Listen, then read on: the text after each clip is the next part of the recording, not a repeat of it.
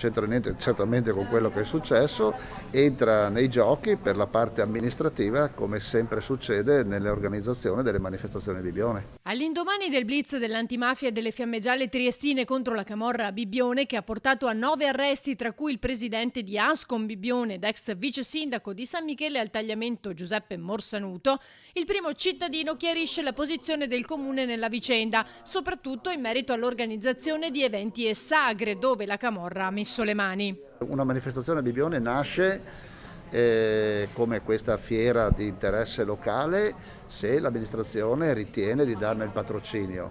Mi pareva che era una manifestazione che poteva, a detta di tutta la giunta naturalmente, una manifestazione che poteva dare un po' di vigore a quella zona che oggettivamente era molto poco frequentata dai nostri turisti, soprattutto la sera era praticamente vuota.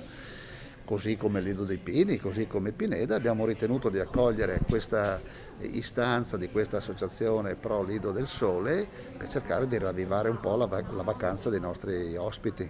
E sull'arresto di Morsanuto il sindaco commenta. Dispiaciuti ovviamente e anche sconcertati perché voglio dire, un conto è gestire le beghette ogni volta, no, tra le associazioni o gli espositori, ma se mi trasferisco al Luna Park altre cose, o se mi trasferisco all'ambulantato o in spiaggia, eccetera.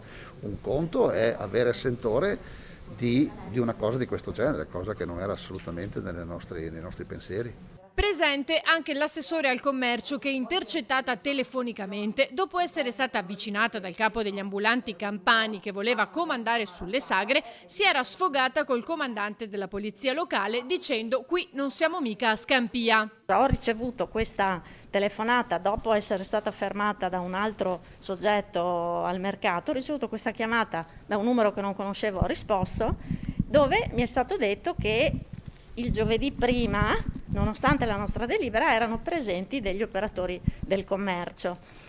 Io ho detto che avrei riferito al comandante della polizia locale, ma poi la discussione insomma era un po' degenerata perché comunque si erano arrabbiati, si era arrabbiato, mi diceva ma se lei non è capace parliamo con il sindaco. Io a quel punto devo aver detto va bene, puoi parlare anche con San Pietro, le cose ormai sono state fatte, sono fatte così, però prendo atto della sua segnalazione.